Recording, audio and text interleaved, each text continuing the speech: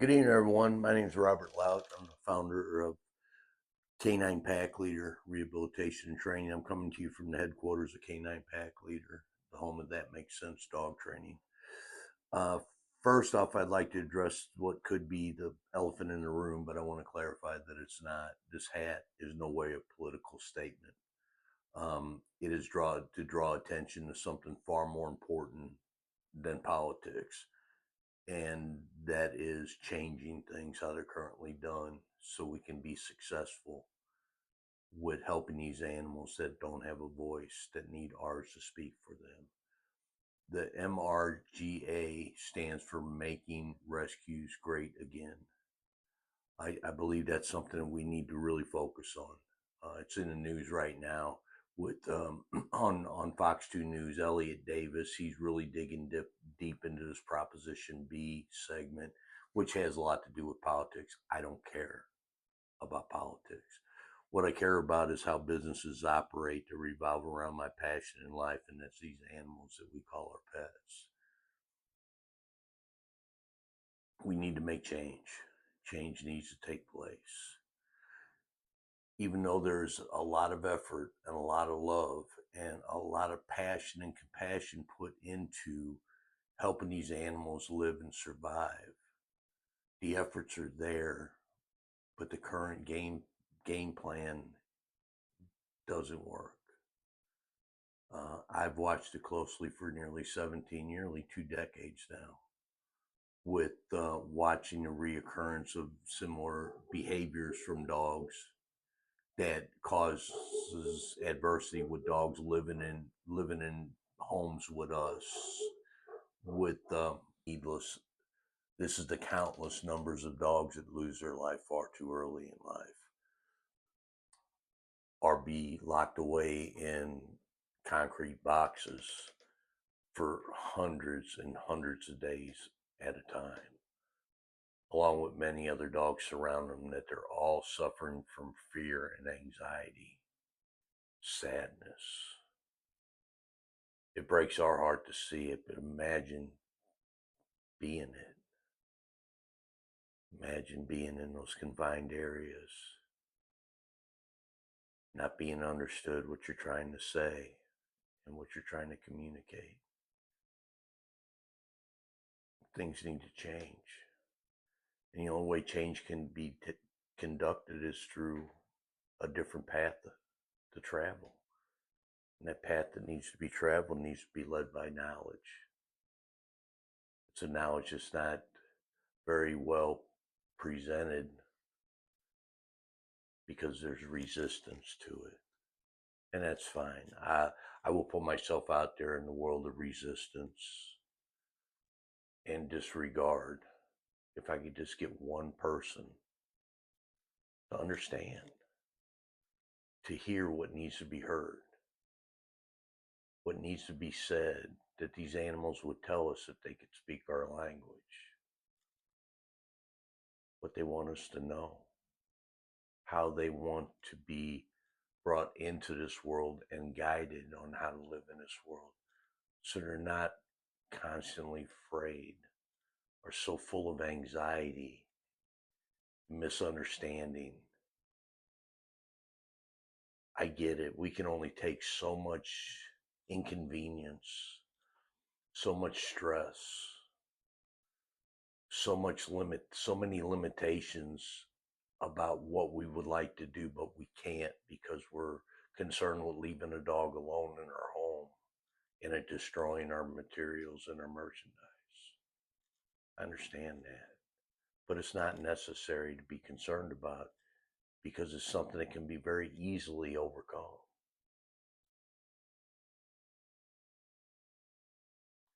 We overcome very easily by understanding that animal. So then we can communicate with it in a language that it understands, and we can tell it what it wants so badly to hear. That we're more than just friends. We're more than just an entity that rubs bellies and gives food. We're strong and we're knowledgeable, and we're the most important thing that can exist in a dog's world, and that's a leader for it. So then it will open up its ears, its eyes, and its mind and accept the guidance that we're giving it to teach it things that it needs to know. Like visitors coming to the house that aren't part of the family, they're not intruders here to cause harm and damage. They're aunt and uncles coming by to enjoy a dinner. Things like seeing another dog walking down the street at the same time. That is not another intruder marking over the territory that our dogs marked already, trying to claim and take over that territory that our dogs feel that they own. It's not, it's just another dog out for a walk. It's just two of the countless things that is consistent. Consistent for the reasons of why these dogs are adopted to shortly thereafter return, are the dog to get into a state of mind so confused and so fearful, so full of anxiety and stress that it then bites someone and then it's euthanized because it's deemed aggressive. It's not necessary. They have to suffer those consequences, and it's not fair for them to have to suffer those consequences. We have the ability, we can achieve the knowledge that needs to be known, and that's information pertaining to that animal that's very clear and concise of information that makes sense. So we can assure our dogs that Uncle Joe and Aunt Sophie coming to dinner are not threats to our territory. They're just members of another pack coming to visit. The dogs don't see it that way. But we can help our dogs see it that way by letting them know that, yes, we are the strongest dogs of the pack. And those concerns about an intruder into our territory isn't a concern to us. If it's not a concern to us, then it's not a concern to the dog. Because the dog's not worried because we're not. Or that dog walking down the street, we're not worried about that. And if we're not worried about it, there's no reason in the world for our dogs to be concerned about it. Those two things alone are consistently things that I'm called upon to help from people that will openly say wholeheartedly and with sad sentiment that if you can't help us, we can't keep this dog. He's a liability. She's a concern. She's not a joy to have around. That's what we all want. And that's what all dogs deserve. It's our obligation to give it to them. But first we need to know how, and that's where the brick wall is formed.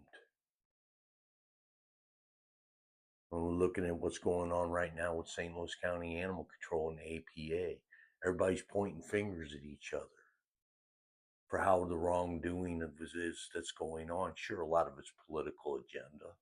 I don't care about that.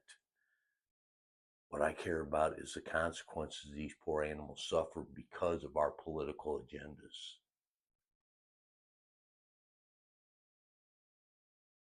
These dogs need a break in life.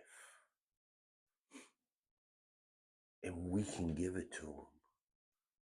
We can build them a solid structured life that they know what is okay and what isn't okay. They know what are yeses and they know what are nos. That's our obligation to them. They don't know them unless we teach them.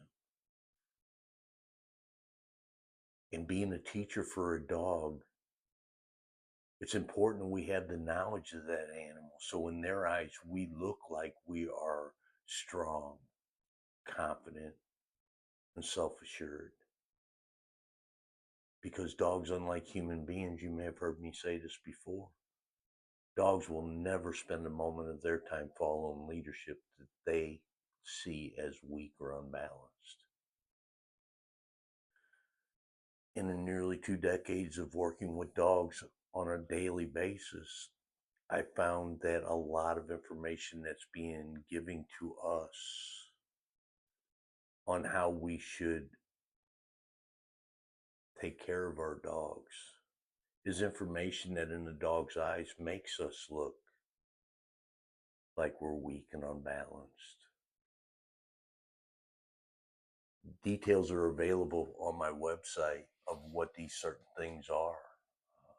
If you'd like, you can go to K9, the letter K, the number 9, pack leader 101.com. There's a lot of free and good information on there. Also, too, is the contact information you have directly to me. I don't have people that answer a phone that gives me a message or doesn't. You call me. If I don't speak with you when you call, you will be speaking with me within 10 to 12 hours after you hang up the phone. I will promise you that. This is why I'm here. This is what my life is. And I devote my life to helping you help your dog. If anybody has any comments or questions in regards to this broadcast, don't hesitate to ask. Don't hesitate to voice your thoughts. Because if we have a difference of opinions, that's fine. Maybe you have insight on something that I've yet gained knowledge of. I'd be more than happy to listen and learn. Maybe we have a difference of opinions on certain things, which is fine. That given me the opportunity to share with you facts that do make sense may help you become the owner of dogs that everybody wants, but unfortunately few people have. So what we're here to do is help. I'm asking for help from you by flooding the Facebook page of Elliot Davis Live. There's a lot going on right now behind the scenes. It has been for a long, long time, pertaining to dog shelters that need to be brought into a transparent form so we know exactly what is going on, so we see what the current numbers are. When I speak of numbers, I'm talking about numbers of failure. Failures being one, very young dogs under the age of 3-4 years old that's been in more than 4 or 5 different houses in a short period of time on this earth. The numbers of dogs that are euthanized on a daily basis because of behavioral problems. Yes, granted, there is another reason, and that's puppy mills and backyard breeders. What I believe we need to do is address what the initial problem is, and that's the dogs that are currently alive. Because a puppy that has just been born today won't be ready for a family until 8 weeks from now. In an 8 weeks period of time, there's going to be well over 12,000 dogs that are euthanized. In 8 weeks' time, there's going to be well over thousands of dogs that were adopted just not too long ago that thought they found themselves a home, that find themselves back in those cold, damp, and chaotic places that are called dog shelters. can do something about this today. We can start right now. Contact Elliot Davis Live TV on Facebook.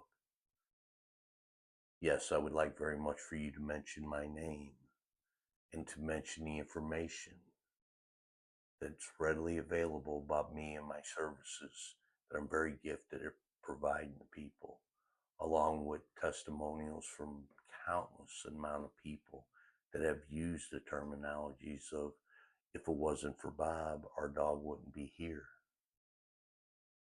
We were going to take our dog back, but we heard about his services and we called. Countless. This is not about me being a social media superstar, so is not my motivation.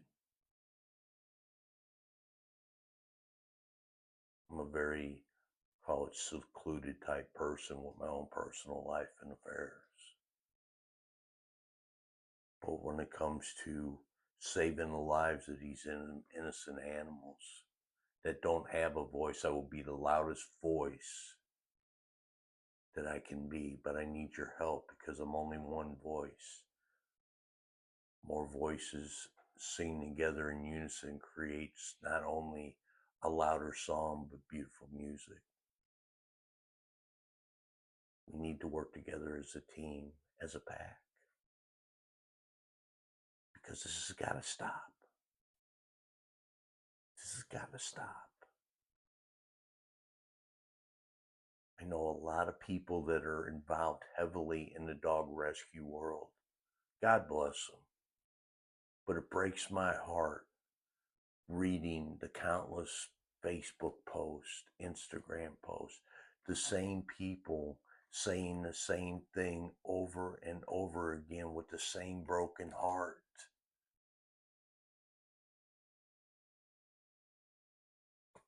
A human being can only take so much compassion, fatigue, so much stress, strain, sadness from a repetitive situation before they finally either quit or they just give up. We got to be stronger than that. And how we become stronger than that is started putting away the continuous narrative that creates the continuous results. We do that, then we have all the leverage in the world to go at these puppy mills and these backyard breeders.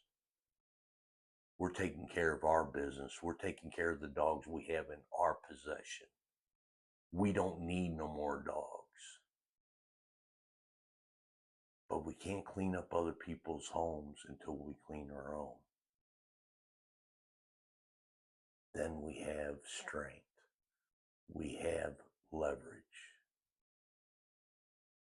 And for the numbers of dogs that are here with us, among us, that are desperately seeking their forever homes. A home that can go from one dog that is a challenge on a daily basis. For people to understand that animal well enough to communicate with it, to let it know what the yeses and what the nos are. In a structure, it's consistent.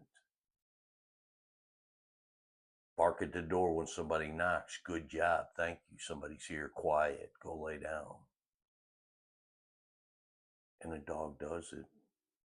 Dogs are dogs. They're all the same. From a Great Pyrenees to a Pekingese, they're all the same animal.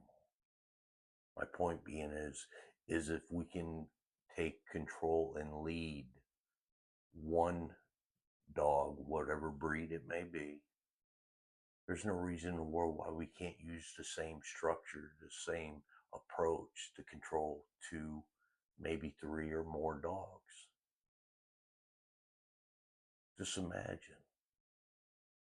It's every household that could financially afford, two or more dogs.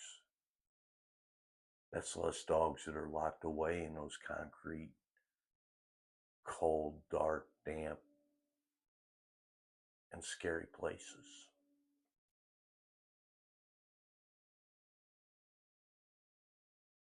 I want help.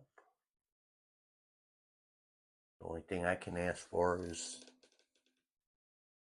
the opportunity. And I guess what I'm asking for is if we could come together and raise our voices, let it be known that there is a cure to this ongoing epidemic. Maybe these organizations that do house hundreds of these animals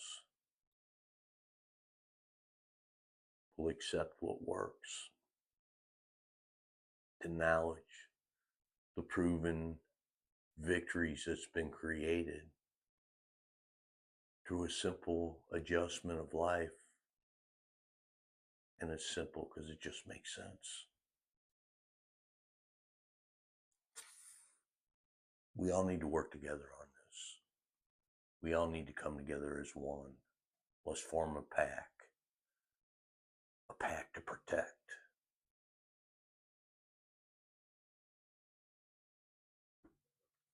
What are your thoughts moving forward as you have gone over the numbers of dogs that have been euthanized in St. Louis County? What are your thoughts on the back and forth through the years between St. Louis County Animal Control and the APA? It's a very good question. My thoughts is its weakness. It goes back to the basic philosophies of life. If you point one finger at someone, you're pointing three fingers back at yourself. It's just the passing of the buck. The operations are they operate and they work under the same precedents and idealisms. So one fails, the one that has failed in the past now says, okay, you failed, give me the reins. And they take back over and then they fail. So the one that failed prior to points to fail. There's only two organizations and they're batting the blame back and forth. And who suffers from that? These voiceless animals that just want to find a stable place to call home, to find a good solid pack that they can live in. What efforts have you taken to work or integrate into what APA and the ACC are currently doing? Well, with the help of some fine people, including yourself, we've put in a lot of effort to shake the right hands, to introduce ourselves to the right people. I mean, how many emails have been sent to Sam Page? How many emails have been sent to Dr. Cunningham? How many approaches have we made, not only us as a collected unit, as a pack, but also people that I've assisted in helping keep their dogs in their homes that had connections directly with these folks, and still to no avail. After the first email we sent to Dr. Sam Page, I followed up. I was a squeaky wheel looking for some grease. I finally talked to his assistant. Talked with this young man for 15 minutes. He was in tears by the end of our conversation. Why was that? Because I was just being honest with him about the state of affairs and how heartbreaking it is. I made him wake up and I made him smell the coffee. He wasn't able to drink it because it was way too strong. I thought, you know what? Awesome. We did something good. We made a point. We captured the right ears to be able to make great changes. Not for Canine Pack Leader, not for Camp Good Dog, not for That Makes Sense. That's all promotional. But for what the true meaning and the reason why we're here working countless hours, blood, sweat, and tears, a lot. Give these voiceless animals a voice to be heard. So we can give them an opportunity to live a life that they deserve. You've taken the necessary steps. You've introduced proposals, made phone calls, given emails, talked to assistants, talked to just about everybody to try to intervene before the animal control comes in and euthanizes the entire shelter Yes, ma'am. on day one. To no response. None whatsoever. The only thing that was publicized about that heinous event was, the day they were giving dogs away. Oh, they were set up down there big time, interviewing people. Good God, the one interview, God love them, young couple, husband and wife, freshly married. They were in there to get a dog. The presentation that person made, those people made to that dog, was the worst way to start a relationship out with a dog. There was an overabundance of emotion and a lot of, oh, wiggle butt and let me give you love. Dog doesn't know what's going on. Only thing the dog knows is a stranger there that's rewarding a behavior that is part-time accepted at best. I enjoy just as much as anybody else when I pull up into the drive and the dogs are out there on the observation deck and they're all standing up there wiggling their butts. That's cute. I live for that. What I will not tolerate is walking up there and having 9 or 10 dogs jumping all over me. No. Why? Because not only is it giving them an opportunity to push me around and make me look weak in their eyes. Once again, dogs don't follow weak or unbalanced leadership. But also, Monday might be a day of yay. Tuesday, though, dogs don't know Monday from Tuesday. Either you jump on me or you don't. I prefer you don't.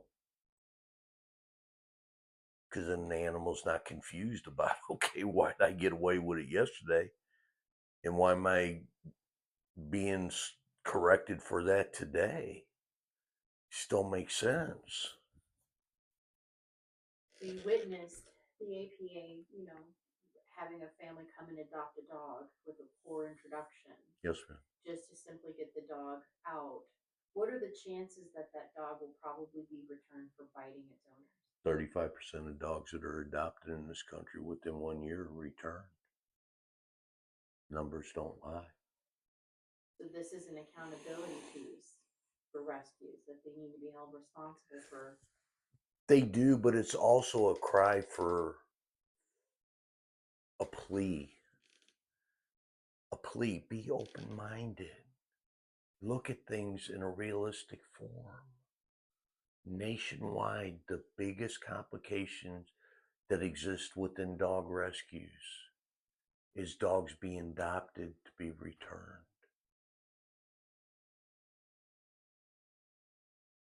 I've spoke with countless numbers of dog rescues across the United States with a format of questions. And the one question that gets the quickest response is when I ask, of all the positives that you experience in your endeavors of saving lives, of taking dogs away from abusive situations, which is beautiful. What is one of the biggest downsides of what you do? And consistently, the answer is dogs that are being returned after they're adopted.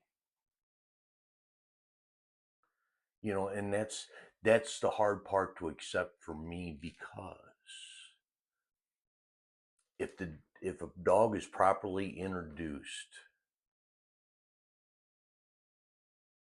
that eliminates a lot of problems that come out of the gates.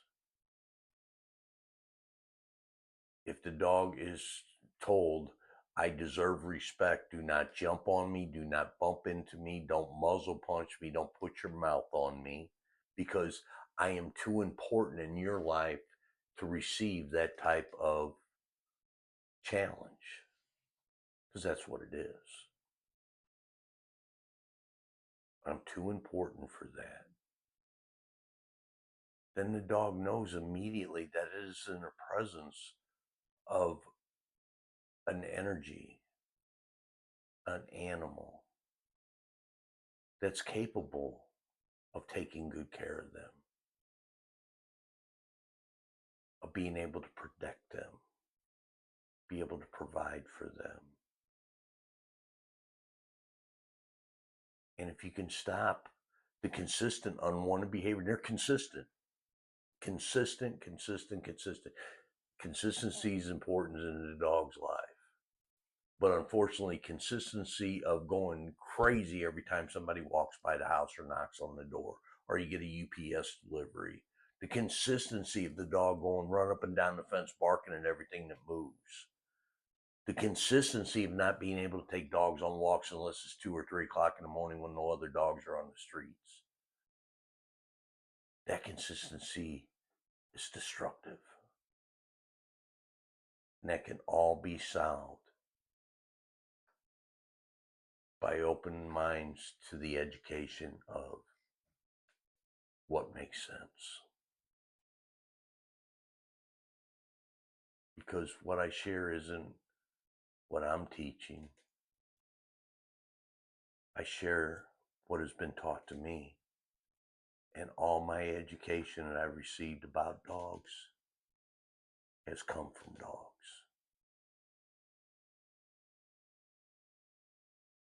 I've been working with the realm of dog psychology and pack management for over 5 decades. And it's still a regular opportunity for me to learn something from either my pack of dogs or my pack of dogs and bringing other dogs into the pack for temporary boarding type situations or extreme red zone rehabilitation. I've owned dogs all my life also. But that doesn't mean that I'm all wise of all dogs. I'm not, because I'm 2 legs and a tail short. Moving forward, your message to your base, to your, followers, to anybody watching, what are some things that they can do to help support this message? Where would you like them to go? How would you like them to go? Thank you. Right now, I think the best approach that would be immediate opportunity for acknowledgement would be Elliot Davis TV, Fox 2 News, Elliot Davis TV Live. It's a Facebook page that he is right now real deep.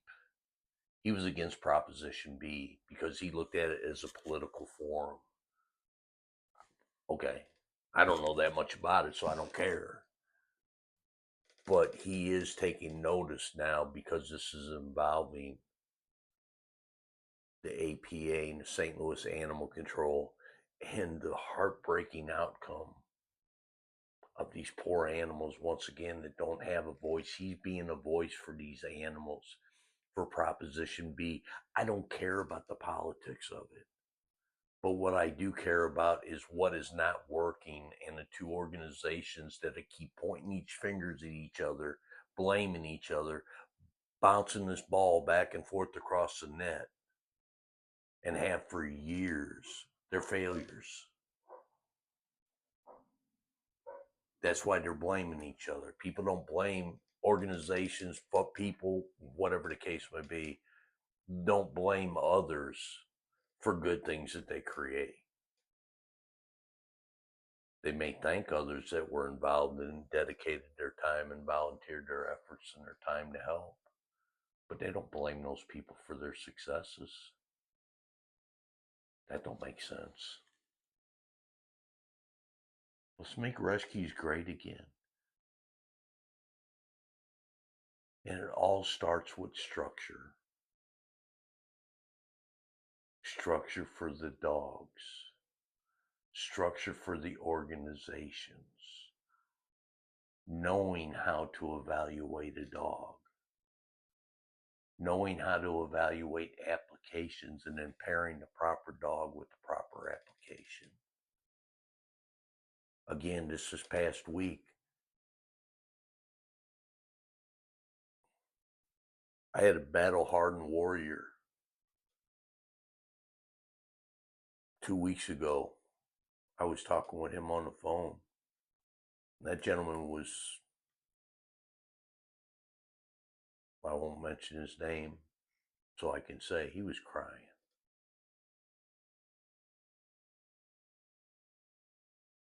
He wanted to adopt a dog because his companion that he had for many years passed because of health failure. He did the right thing. He waited a few months. He let the initial shock factor of the loss of his companion dissipate before he went out and started looking for another dog. He owned dogs all his life as well. But when he made a choice of what dog to accept into his house, the dog he chose, it didn't make sense. 7-month-old dog, a black-mouthed cur.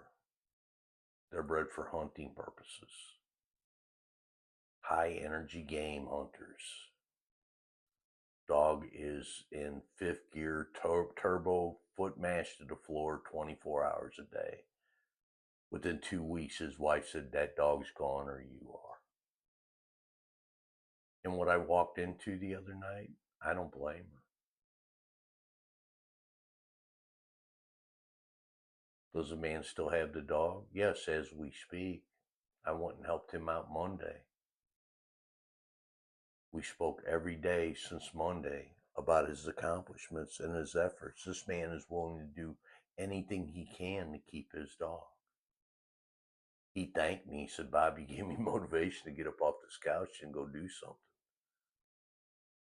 I take my dogs for walks now because I can. I said, good for you, and good for good for the dog, and too bad, so sad for your cardiologist. Tell him to go lay down somewhere. Because you don't have a use for them, because you're exercising, you're getting your cardio, you're doing the right thing.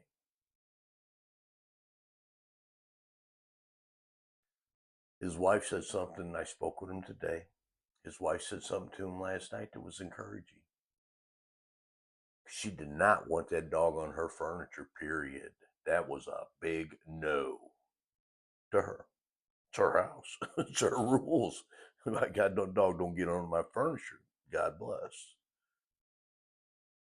That dog don't get on the furniture no more because I taught him how to tell the dog no. Unacceptable. Dog picked up on it pretty quick. They were sitting there last night enjoying a show that they liked watching. The dog was on his climb, which is another command for its bed, laying there in the same room, 5, 8 feet away, whatever. They sat there and enjoyed their movie, ate popcorn, or their TV show, ate some popcorn. And she told them,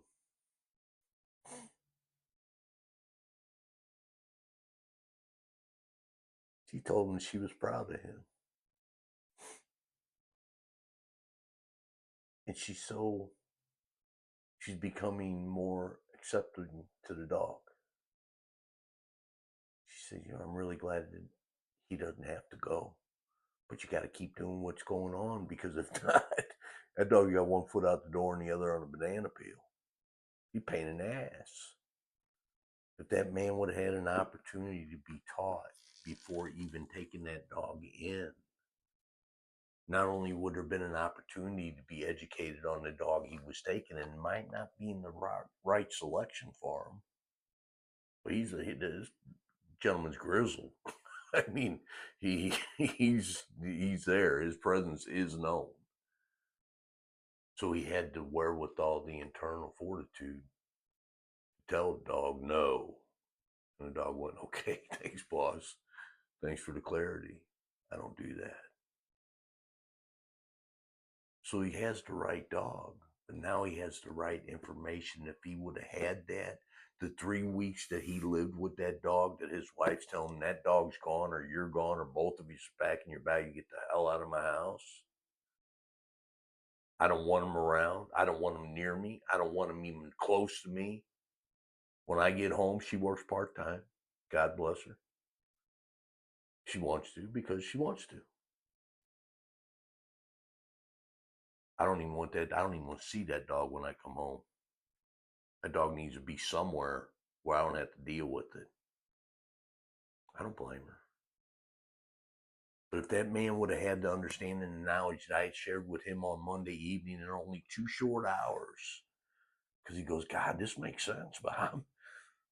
Your sayings make sense. So it's okay to discipline my dog? Heck yeah, it is. How you going to teach you not to do something? It's easy to teach them, yes, that's good. Yes, that's good. Yes, that's good. It's a little more challenging to tell them no, unacceptable. But they expect that.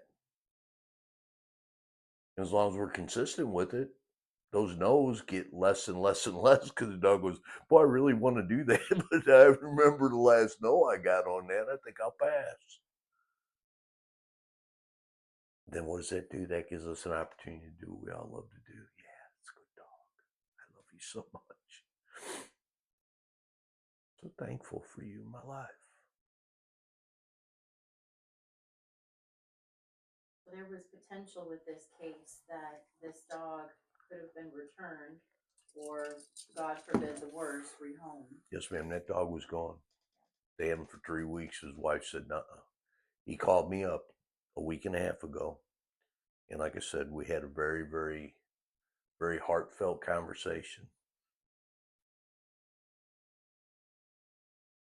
And when I was sharing with him the steps and procedures and what would need to be done to make the changes, he was accepting of it. There was quite a few times he said, well, they told me at the rescue that it's probably not a good idea to put him in a kennel. That was one.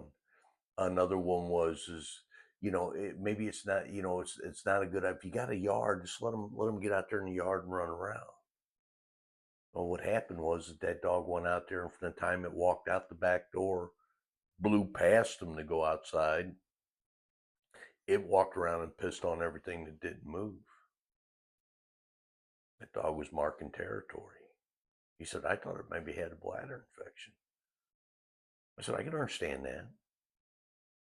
I said, is it real stenchy? Does he lick it a lot? Is he licking his penis a lot or what?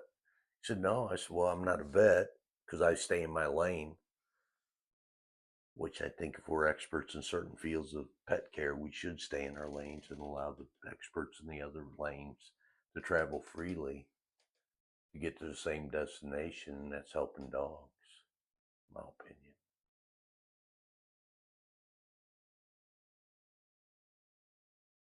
But he said, no. He said, he's just pissing on everything. I said, dog's owning your yard. He said, yeah. Okay, that makes sense. I said, good. Because that's just the way it is, bud. You know, not for nothing. I don't care. I do care. Obviously, I care because I discounted my services heavily. That man's living off of a military pension, which is just disgusting the way that they treat our veterans. To a point to where his wife's doing a part-time job. And still maintaining her home, taking care of her husband and her family. Yes, And ma'am. he's having a dog that, is causing some chaos. Correct. You can see why people get themselves in that situation, but what great relief, what great exuberance. We can keep our dog. We can have some joy. Yeah. Because we call Bob. You know, they call the man that has a gift, and a man that's willing to do whatever it's going to take to share that gift in hopes that one day the only thing we have to do as proponents to dogs and the well-being of them is let's take all this he said she said shelter bullshit off the shelf. Let's put all that in the past. All these folks that are spend all day and all night long on Facebook, on Instagram, on all the social media platforms, spending their time advertising these dogs, begging for volunteers, for fosters, for food, for money, for everything that it takes to keep these dogs alive. If we could take half of that workforce and relieve them of the duties that they're currently invested and involved in heavily, take that energy and put it directly towards backyard breeders and puppy mills, man, we would be a force of nature that would not be able to be battled against. Very true. Yes, ma'am. Because we're all passionate about this. We're all passionate about it. What's important now is that we all gather and get on the same understanding level. And it's not my level. It's nothing that I created. Mother Nature created it. I'm just fortunate enough to have learned it. And it's been proven countless times. I mean, I'm not a fly by night. You know, I didn't start this 2 weeks ago with, hey, I want to be a dog trainer. Hey, let's do it. Let's get a slip leash carried around here with a bag of treats. No. I've dedicated my life, especially the last 2 decades, nearly 2 decades. I've dedicated every minute that I live to know as much as I can and learn even more sort of betterment of one thing, and that's keeping these voiceless animals alive and giving them a voice that could be understood. It signals to me that we need some restructuring, we need some accountability, and we need to hold those in charge, such as Dr. Cunningham, Dr. Page, the people who are running animal control, Yes, ma'am. hold them accountable and change the structure and include this education that you bring that is available Hmm. to stop this endless cycle of euthanasia, rehoming, readopting, re-foster. I mean, just the constant cycle Yes. that the dogs have to live in. Yes. And it's simple. It's very simple. It makes sense. And it does need to change because it hasn't changed in a long time. And it shows. Every year, these backyard breeders and these puppy mills, they get away with murder. All that focus is on the dogs that's already here and getting them homes and getting them this. There's no time to focus on the people down the street that's kicking out 3 batches of puppies a year. There's no time or energy to focus on the Amish communities in northern Missouri and other states of this country that have barns filled with dogs in cages that their only thing in life is the shit puppies. Where that's where the energy needs to be focused, yes. But how can we focus that energy on that when all our waking hours is focused on how do we keep these dogs in homes? How do we keep these dogs from being returned on a very large percentage basis? How do we keep these dogs from being abused and neglected? How we do that is by teaching people how dogs are and what we need to do to raise them properly, that they're not kicked out the door, that the gate isn't accidentally left open. We also need, as not just citizens of the United States, but people here in Missouri, residents, it's time to come together. It's time to get our politicians involved in this and tell them we've got to put a stop to it because Yeah. we can't police people. People can't police people, but we can make it illegal to have these puppy mills. And Missouri is trying, but it's not got enough momentum. It doesn't because there's too much money to be made in it. It's to change. Yes, it does. Yes, it does. And what it takes is more voices. More voices. I mean, this is a situation where we need to come together with some sort of common ground that we can all feed off of, that we can all gain momentum from and take it to where it's needed. We all love dogs.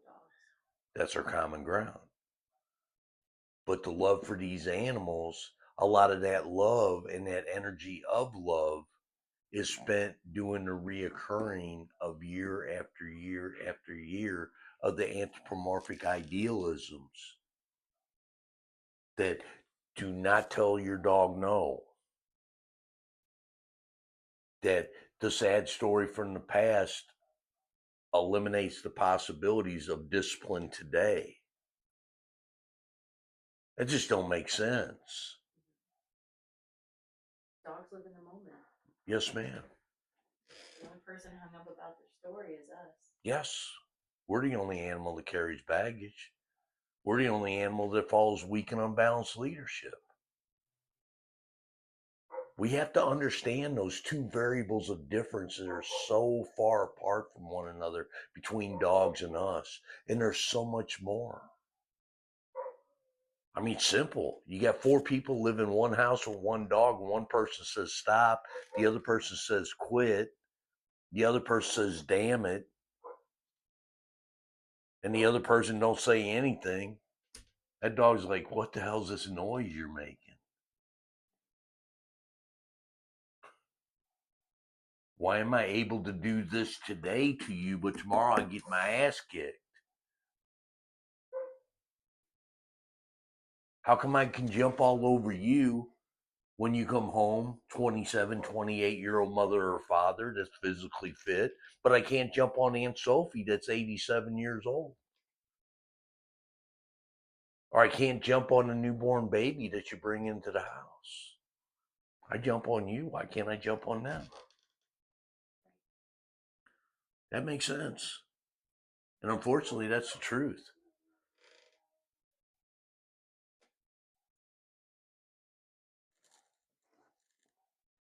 I think it's important for people to take note of what's happening and take this momentum that Elliot Davis is using right now.